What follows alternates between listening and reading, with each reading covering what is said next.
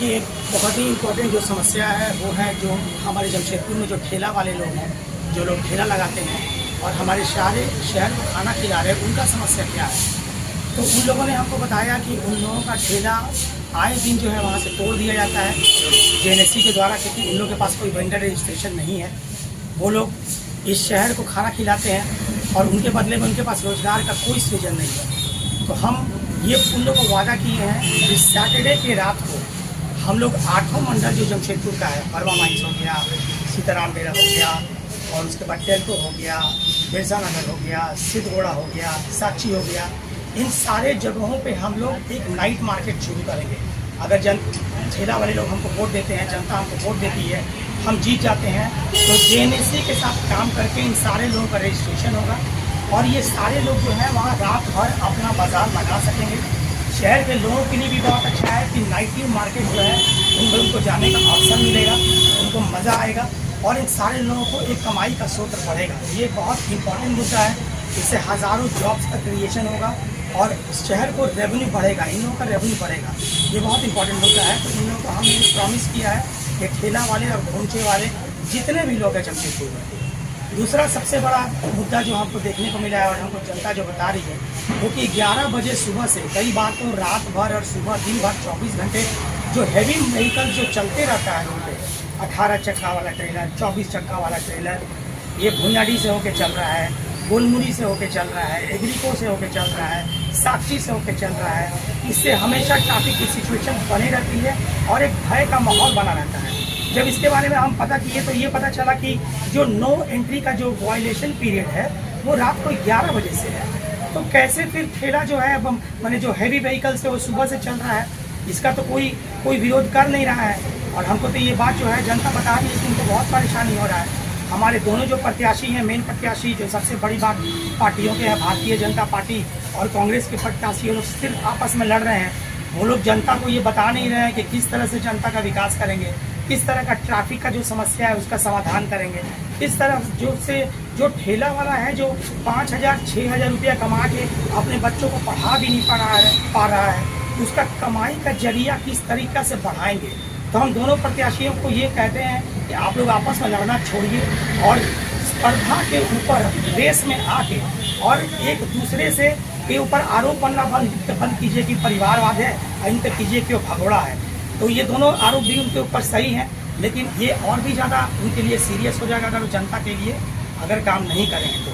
तो हम जनता से रिक्वेस्ट करते हैं कि जनता सब देख रही है, इन दोनों प्रत्याशियों को भी देख रही है और हमको भी देख रही है।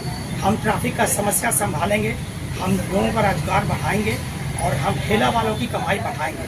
तो जनता से रिक्वेस्ट करते हैं कि इन सब मुद्दे पे हमको वोट डाला जाए, हमको सपोर्ट किया जाए।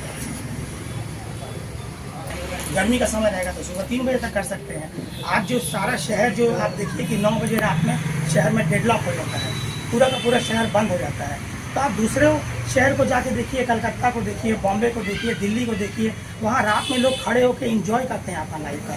जनता जो है, जनता को इंजॉय करने का हक है। जनता को जो है ऐसी सुविधाएं मिलना चाहिए जिससे रिक्रिएशन बढ़े, तो इससे रोजगार भी बढ़ेगा उन लोगों का, उन लोगों को पैसे भी आएंगे और जनता को भी मज़ा आएगा, क्वालिटी ऑफ लाइफ जनता का इम्प्रूव होगा। आरोप प्रत्यारोप और बहुत अपशब्दों का उपयोग हो रहा है, उसमें क्या कहेंगे आप? देखिए, अपशब्द कभी भी अच्छा नहीं है, किसी को गाली निकालना, किसी को अपशब्द निकालना। हाँ, विचारधारा अगर आपको नहीं मिलता है तो इसीलिए राजनीति है, क्योंकि आप अपना विचारधारा से सामने वाले का विरोध कीजिए, उसको कहिए कि वो ठीक नहीं है, मगर किसी को गाली देना ये ठीक बात नहीं है, उसका तो हम जबरदस्त खंडन करते हैं। किसी को गाली नहीं देना चाहिए, व्यक्तिगत राजनीति नहीं होनी चाहिए, व्यक्तिगत लोगों पे आरोप नहीं लगाना चाहिए। आपका भाई चोर है, आपका बहन चोर है, आपकी माँ ऐसी है, आपके बाप ऐसे हैं, ये सब चीज़ों से राजनीति का कोई लेना देना नहीं है। राजनीति में एक प्रत्याशी का छवि होता है, प्रत्याशी जो है वो चुनाव लड़ता है।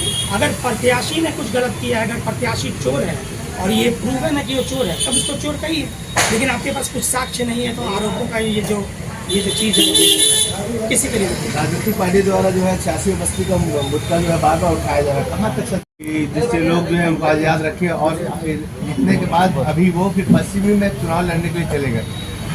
ऐसा ना हो कि आप भी जीतने के बाद यहाँ से फिर कहीं और पलायन कर दें या किसी पार्टी को समर्थन दें। देखिए, जीत जाएंगे तो निर्दलीय ही रहेंगे। एक बात आपको गारंटी बता रहे हैं, अगर जनता हमको जितवा देती है तो हमको फिर किसी भी पार्टी को ज्वाइन करने का जरूरत नहीं है। और जहाँ तक इनकम्बेंट विधायक थे सरयू राय जी, तो सरयू राय जी यहाँ से भगोड़ा हो गए, भाग चुके हैं यहाँ से। अब सरयू राय जी को पश्चिमी की जनता स्वीकार करती है नहीं करती है, ये हम पश्चिमी की जनता पे छोड़ते हैं। सरयू राय जी के ऊपर कोई टिप्पणी नहीं करेंगे क्योंकि वो मेरा मुद्दा नहीं है। हमसे पूर्वी के क्षेत्र में बात कीजिए, हम पूर्वी के क्षेत्र में बात करेंगे। हमारे पास कोई भी अस्पताल नहीं रहेगा। आज तो एमजीएम मेडिकल हॉस्पिटल है भी कि जिसमें बिरसा नगर के लोग या कहीं के भी लोग जा सकते हैं, और अस्पताल जब मूव हो जाएगा पश्चिमी में, तो किसी प्रत्याशी ने सवाल किया कि भाई पूर्वी के लोगों का क्या होगा, पूर्वी में कौन सा अस्पताल है। तो अगर हम जीतेंगे तो हम ये घोषणा करते हैं कि पूर्वी में ES1 ग्रेड का अस्पताल खुलवाएंगे, वो भी बिरसा नगर में, क्योंकि वहाँ के लोगों को अस्पताल का ज़रूरत है, वहाँ के लोगों को सुविधाओं की ज़रूरत है। और पूर्वी क्षेत्र में चूँकि कोई अस्पताल नहीं रहेगा तो पूर्वी क्षेत्र एलिजिबल हो जाता है ऑटोमेटिकली एक हॉस्पिटल के लिए। हम लोग उसमें स्मार्ट सिटी की योजना के तहत, जो कि इंडस्ट्रियल टाउन से जुड़ा होगा, एक अस्पताल का निर्माण करवा सकते हैं, उसके लिए पैसे लेके आ सकते हैं। ये काम हम करवाएंगे। जनता से क्या अपील करते हैं आप? जनता से यही अपील करते हैं कि आप सौरभ विष्णु को देखिए कि हम पिछले 4 साल से काम कर रहे हैं। आपने सबको मौका दिया है, आप एक बार हमको भी मौका दीजिए। आपने भाजपा को चुना है, आपने कांग्रेस को चुना है, आप अपने बेटे सौरभ विष्णु को चुनिए।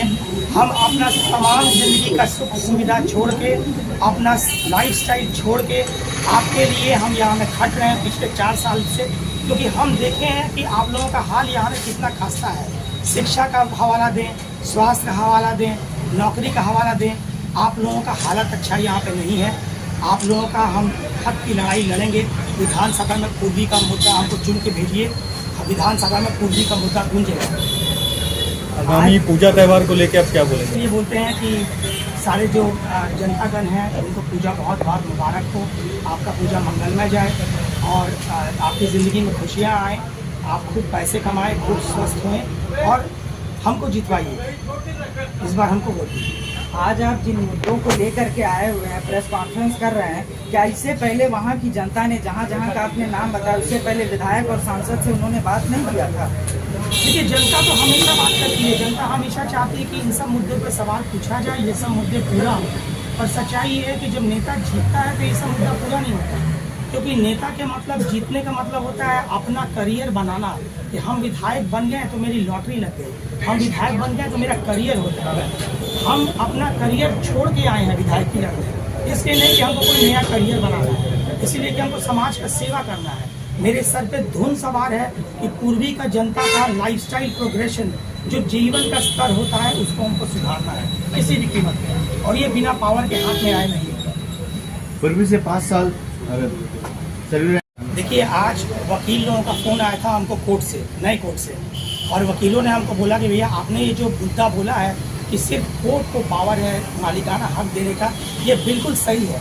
और उन्होंने हमको कोर्ट बुलाया है। कोर्ट में डॉक्टर अजय कुमार भी जा चुके हैं, उनको वहाँ से खदेड़ा गया। पूर्णिमा दास के भी आदमी गए हैं, भाजपा के आदमी गए हैं, कोर्ट के लोगों ने उनका समर्थन नहीं किया, क्योंकि ये लोगों की जो राजनीति है सत्ता का सुख पाने के लिए है। और कोर्ट के सारे वकील हमको सपोर्ट कर रहे हैं, क्योंकि वो लोग लीगल एंटिटी जानते हैं क्या होता है, वो लोग जानते हैं कानून का पावर क्या होता है, तो लोग जानते हैं मालिकाना हक किसी नेता के बस में नहीं है देना। तो नेता लोगों को मालिकाना हक जैसे सेंसिटिव मुद्दा, जिस पे जनता का इमोशन जुड़ा हुआ है, जिससे जनता नाराज़ हो सकती है, जिससे जनता उदास हो सकती है, इस तरह का उदासीन राजनीति करना बंद करें, वोट का राजनीति करना बंद करें और जनता को बताएं कि सिर्फ कोर्ट के माध्यम से ही हो सकता है। कोर्ट में ऑलरेडी हम FIR PIL दायर किए हुए हैं, तो हम लोग को कोर्ट पर भरोसा है और कोर्ट के पास बहुत सारा साक्ष्य है ये प्रूव करने के लिए।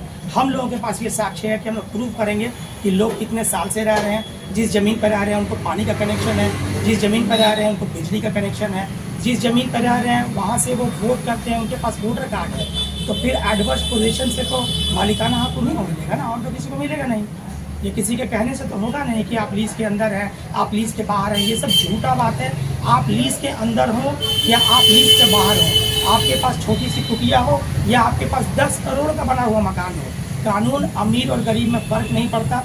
आपके पास जो भी संपत्ति है, अगर उस ज़मीन पे है तो आपको मालिकाना हक मिलेगा।